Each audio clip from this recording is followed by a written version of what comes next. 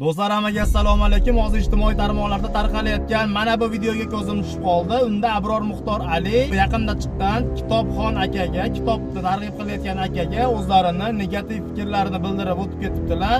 Mana shu haqida sizlarning fikrlaring qanday? Bu videoni oxirigacha ko'ringlar. Oxirigacha ko'rmasdan izohda fikr yozib o'tirmanglar. Chunki bu videoni Abror Muxtor Ali va mana shu Kitobxon aka ham videoni ko'rib borishmoqda va izohlarda o'zlaringizning fikrlaringizni videoni to'liq ko'rib, kim haq, kim nohaq, qayerda xato bo'lgan, nima gap, hammasini o'zlaringizning fikrlaringizni video ostida kommentariya bo'limida bildirib o'tsalaring bo'ladi.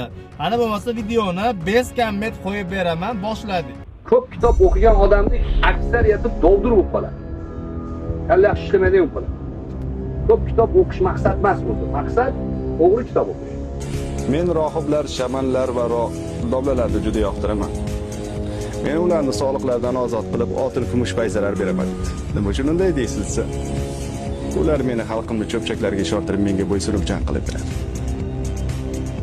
Din oddiy insonlar uchun haqiqat, faylasuflar uchun yolg'on, davlat uchun juda foydali.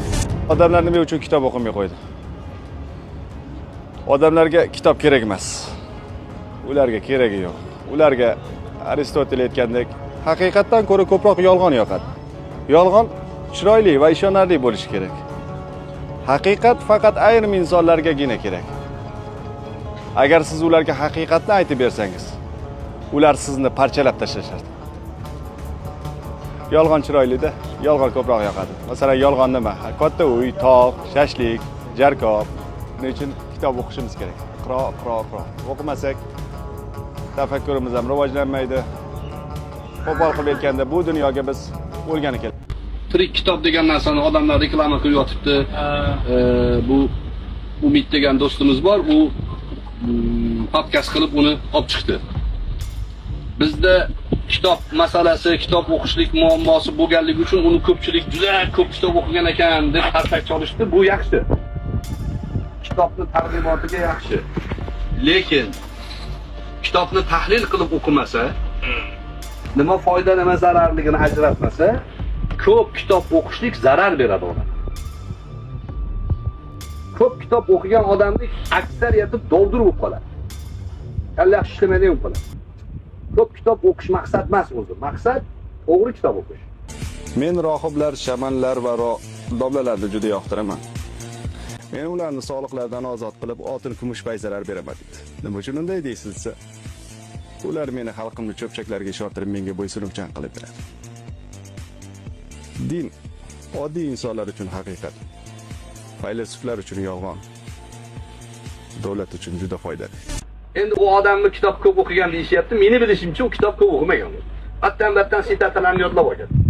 Chunki kitobni ko'p o'qigan odam O'zbekistonda Ibn Sino haqida o'zbek jamiyatiga bu odam 3 ta odamga aroq ichishi ruxsat bergan demasida, kitob ko'p o'qigan odam farosati bo'lishi kerak.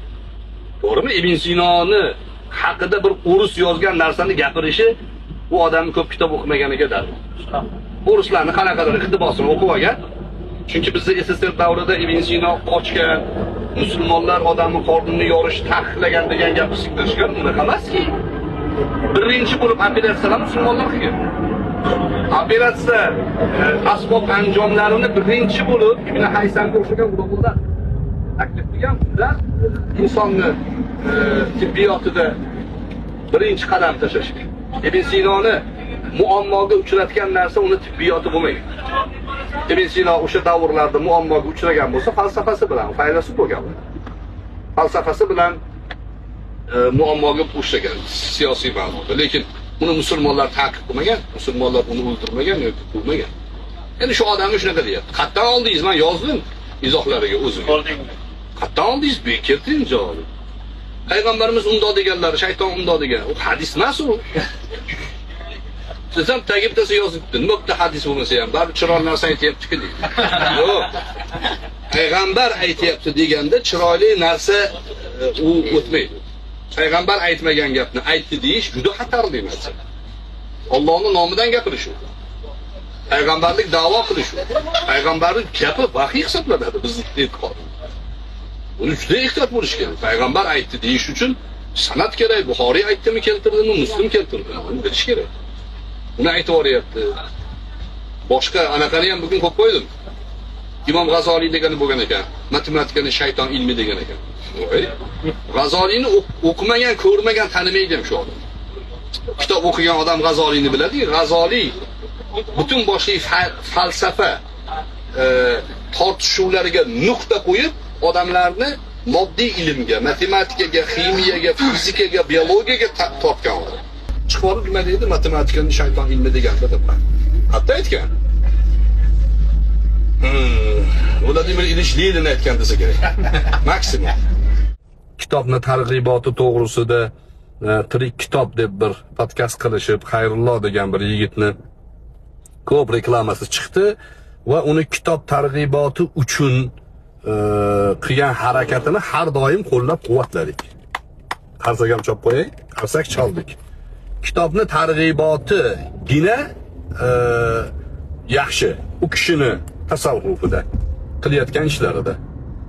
Lekin do'stlar, kitob targ'iboti da'vosi ortida qadriyatlarimizga hujum, aqidamizga hujum, tilimizga, adabiyotimizga, milliyligimizga hujum bo'lsa, u kitob targ'iboti qo'llab-quvvatlanmaydi. O'shanisi qo'llab-quvvatlanmaydi. Kitobga targ'ibot mumkin, uni qo'llab-quvvatlab bo'lmaydi. Nimaga desa, qadriyatimizga zid u, hattoki taqiqlanadi. O'qib bo'lmaydigan adabiyotlar ro'yxati bor. O'sha ro'yxatga ko'ra adabiyotni o'qib bo'lmaydi. Nimaga? Agar mana shu adabiyotlarni ham aralash-quralash o'qiyversa, odam dovdir bo'lib qoladi. Odamni dovdirab tashlaydi. Gitlerni Mujodalam degan kitobi bor. O'qigan odam ya'ni skinhead bo'lib qoladi. Juda xavfli kitob. Hizbut Tahrirning kitobi bor. Dindan uncha xabari bo'lmagan odam o'qisa, muammoga kirib qoladi, kallasi aylanib qoladi. Giovanni Boccaccio'ning kitobi bor. U ani 16-17 yoshli bolalar o'qisa buzilib ketadi. Bularni o'zini yoshi, o'zini joyi, o'zini mutaxassisligi bor. Shuni gapirsak, endi tagida yozishyapti. Nima deyapti, qarang. Izohlari bittasi. Ha, Abror Muxtor Ali, hasad qilyapsizmi? Xo'p. Hasad qilishim uchun sabablar nima sabab bo'lishi mumkin? U odamni ilmiy saviyasiga hasad qilayotgan bo'lsam, nima ilmiy saviyasi bor ekan? Qaysi kitobni o'qigan ekan u? G'azoliyni o'zini tilida o'qiy olarmikin? Ibn Sinoni Al-Qonun fi Tibb asarini oldiga qo'ysangiz, mulohaza qila oladimi? Yo o'sha o'ruslarning kitobidan o'qitar, tarjima qilayotganini sizlar kitob o'qidi deyapsizlarmi? Shunga hasad qilyapmanmi men? Do'stlar, maqtanish emas u, men o'zini tilida o'qiy olaman. G'azoliyni o'qiy olaman men. Ibn Sinoni, Farobiyni o'zi yozgan lug'atida o'qiy olaman. O'qiy olaman, u yoqda tursin, o'qiganman. Ibn Rushdni o'qiganman. Roziyni, Kindiylarni mutolaa qilganman. Nimasiga hasad qilaman buni? Bir. Ikkinchisi, bittasi endi hasad qilyapsan desa, boyligini nazarda tutadi-da. 4 dona shashlik yeyishni orzu qilardim degan odamni nimasini hasad qilish mumkin? Shashlik yeyishni orzu qilgan ekan. Alloh taolo niyatlariga yetkazsin, mayli. To'yib shashlik yesinlar.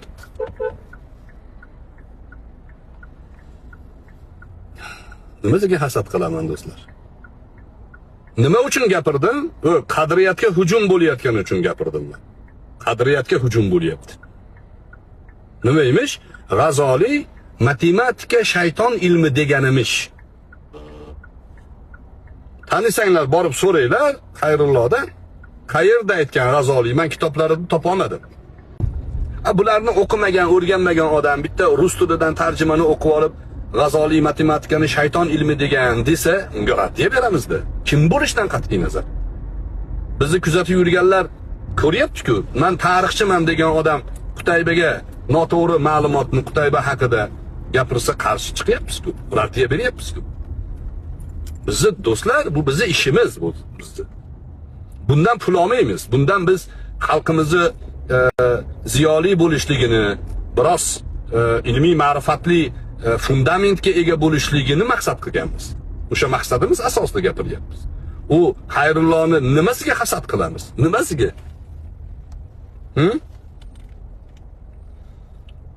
Darvesh ichsa bo'laveradi, dono olim ichsa bo'ladi, podshoh ichsa bo'ladi, deyapti.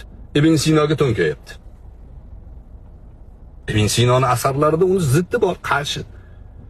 Mast qiluvchi ichimliklar ruhni, aqlni, jismni buzadi degan.